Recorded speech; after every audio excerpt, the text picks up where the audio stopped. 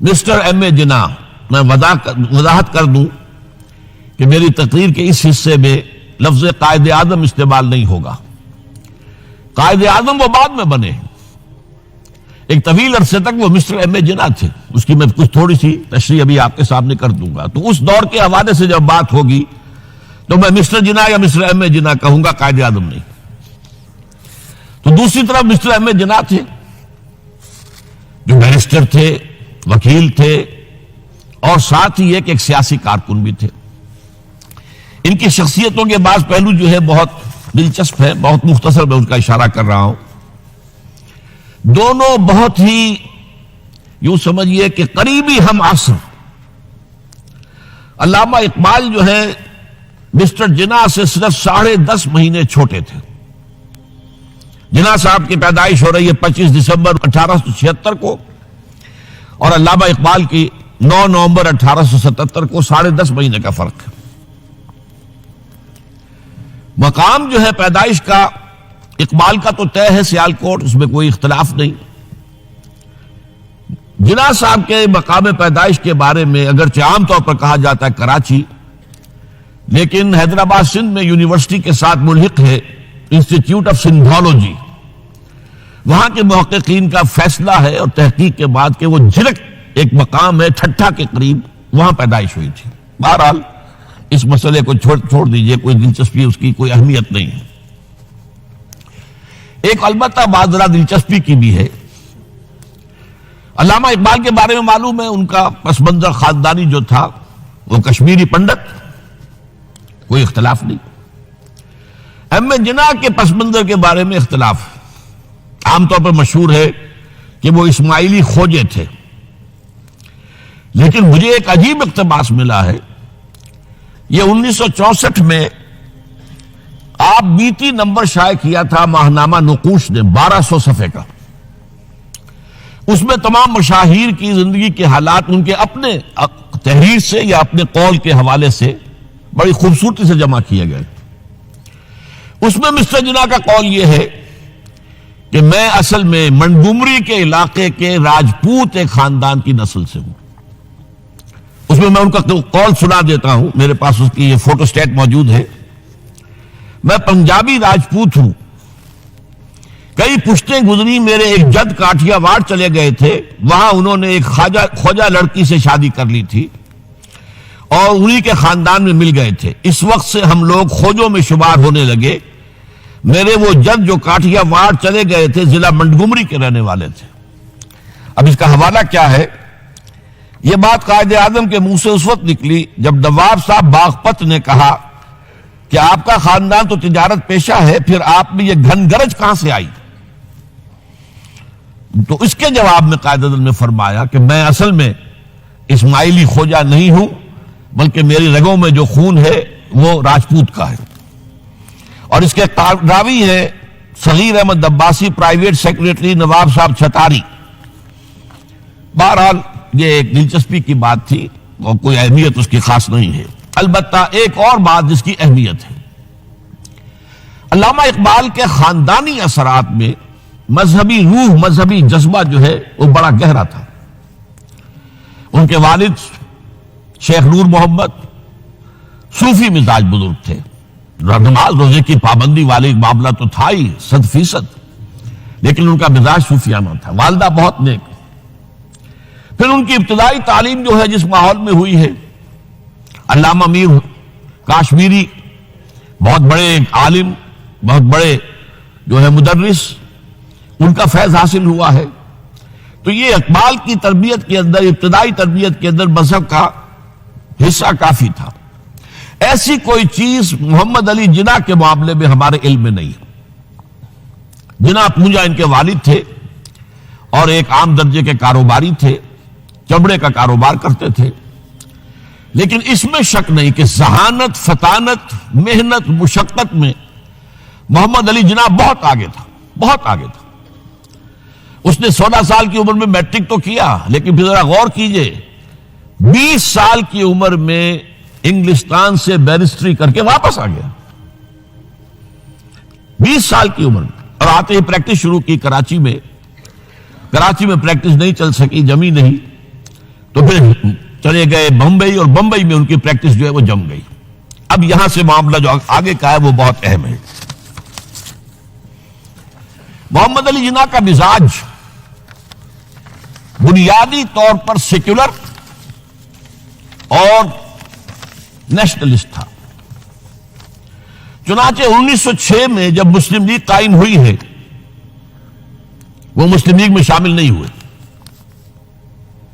ان کا کہنا یہ تھا کہ اس کا نصب العین بلند نہیں ہے، اس کا مقصد اعلیٰ نہیں ہے۔ یہ کیا؟ یہ صرف اپنی جداگانہ نمائندگی کے حصول پر اور انگریز کو اپنی وفاداری کا یقین دلانا، یہ کوئی اونچا نصب العین تو نہیں ہے۔ اس کی بجائے وہ کانگریس میں تھے، اور دادا بھائی نورو جی جو صدر تھا کانگریس کا، اس کے سیکریٹری تھے۔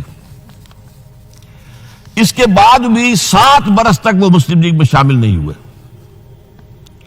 1913 میں جب مسلم لیگ نے بھی خود اختیاری کے حصول کو اپنا نصب العین بنا دیا، تب مسلم لیگ میں شامل ہوئے، اور وہ بھی مولانا محمد علی جوہر کے بہت اصرار پر۔ اس کے بعد بھی 1920 تک انہوں نے ڈوول ممبرشپ برقرار رکھی، کانگریس کے بھی مسلم لیگ کے بھی، اور اس پورے عرصے میں ان کا سارا رول یہ تھا کسی طرح ہندوؤں اور مسلمانوں کے درمیان مصالحت ہو جائے، کسی طرح کوئی فارمولہ طے ہو جائے جو ایگریڈ اپون ہو، جس سے مسلمانوں کی تشویش بھی ختم ہو، انہیں بھی کچھ اطمینان ملے کہ ہمارا مستقبل جو ہے وہ بہت خطرے میں نہیں ہے، ہمیں کوئی اطمینان حاصل ہو جائے۔ اس کے لیے کوئی فارمولہ بنے، کسی طریقے کی محنت کی جائے۔ اس کے لیے جو سر توڑ کوشش انہوں نے کی ہے، اور جان لیجئے کہ ان کے ذہن کے اندر، جیسا کہ میں نے کہا ہے، وہ انداز جو ہے وہ سیکولر اور نیشنلزم کا بہت گہرا تھا۔ ان کو ان کی ان خدمات کے طفیل میں کہا گیا ایمبیسڈر ہندو مسلم اتحاد کا سفیر، اور یہ کہنے والا کون؟ گوکھلے۔ لیکن یہ کہ انہیں قدم قدم پر مایوسی کا سامنا کرنا پڑا۔ انہوں نے بڑی محنت کر کے، چونکہ 1920 تک ان کے پاس ڈوول ممبرشپ تھی، تو کوشش کی کہ کانگریس کا اور مسلم لیگ کا اجلاس ایک ہی مقام پر ہو، تاکہ لیڈروں کا آپس میں میل جول، گفتگو، وہاں پہ ان کے بھی سارے لیڈر آئے ہوئے ہوں، ادھر کے بھی آئے ہوئے ہوں، تو اس سے یہ کہ گفت و شنید سے کوئی راستہ نکل آئے۔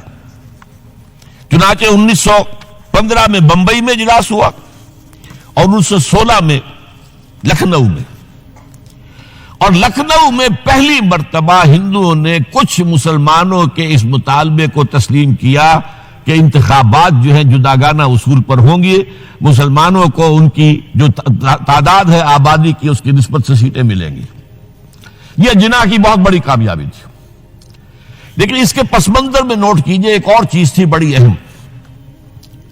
سن 1918-19 سے ایک عظیم تحریک ہندوستان میں شروع ہو چکی تھی، تحریک خلافت۔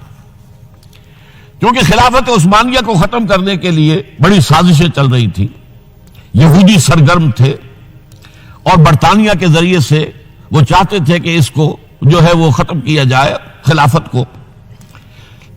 اس وقت ہندو مسلمان ایک ہو گئے تھے۔ گاندھی خلافت کی تحریک میں شریک ہوا، حالانکہ کہاں گاندھی کہاں خلافت، کیا ان میں رشتہ کیا ہے، لیکن اسے اندازہ ہو گیا تھا کہ اگر ہم نے مسلمانوں کا ساتھ اس وقت نہیں دیا، جبکہ پورا ہندوستان گونج رہا تھا، بولی اماں محمد علی کی جان بیٹا خلافت پہ دے دو، ساتھ ہیں تیرے شوکت علی بھی، جان بیٹا خلافت پہ دے دو، پورا ہندوستان۔ ایک عظیم تحریک تھی، اس میں کوئی شک نہیں، بہت بڑی تحریک۔ لہذا اس پس منظر میں اسی کا اثر میں سمجھتا ہوں یہ ہوا کہ لکھنؤ پیکٹ ہوا 1916 میں، اور قائد اعظم کو اس میں کچھ سہولت جو ہے وہ نظر آ گئی، اپنی کامیابی کی شکل نظر آئی۔ لیکن جیسے ہی تحریک خلافت ختم ہوئی، ختم تو اس لیے ہو گئی کہ مصطفیٰ کمال پاشا نے خود ختم کر دی خلافت۔ وہ تو جیسا کہ پھر علامہ اقبال نے بھی کہا تھا، چاک کر دی ترک نادا نے خلافت کی قبا، سادگی اپنوں کی دیکھ اوروں کی عیاری بھی دیکھ۔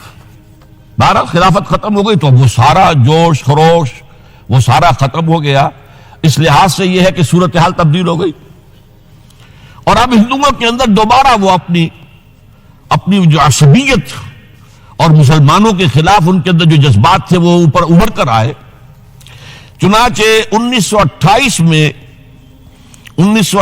میں نہرو رپورٹ شائع ہوئی ہے، جس نے کہ اس معاملے کے اندر ساری امیدیں جو مسلمانوں کو ہو سکتی تھی ہندوؤں سے، ان سب کا قلع کما کر دیا، اور معلوم ہوا کہ ہندو کسی درجے میں بھی مسلمانوں کو کوئی حیثیت دینے کو تیار نہیں۔ یہ نہرو رپورٹ جو ہے یہ بہت ہی سمجھیے کہ ٹرننگ پوائنٹ ہے۔ اس کے بعد جناح صاحب نے کوشش اور کی، تجاویز دہلی کچھ اور خاکہ دیا کہ کم سے کم یہ مان لو، وہ بھی رد کر دی گئی۔ پھر 14 نکات دیے، وہ بھی رد کر دیے گئے۔ اس کا نتیجہ یہ نکلا کہ انتہائی مایوس، دل گرفتہ، دل شکستہ ہو کر محمد علی جناح نے ہندوستان کو خیر باد کہہ دیا۔ یہ نوٹ کیجئے، ان کی زندگی کا ایک دور یہاں ختم ہوتا ہے۔ 1931 میں وہ انگلستان منتقل ہوئے، ایک کوٹھی خریدی، اپنی لیگل پریکٹس شروع کر دی، اور ہندوستان کی سیاست سے بالکل کنارہ کشی کر لی۔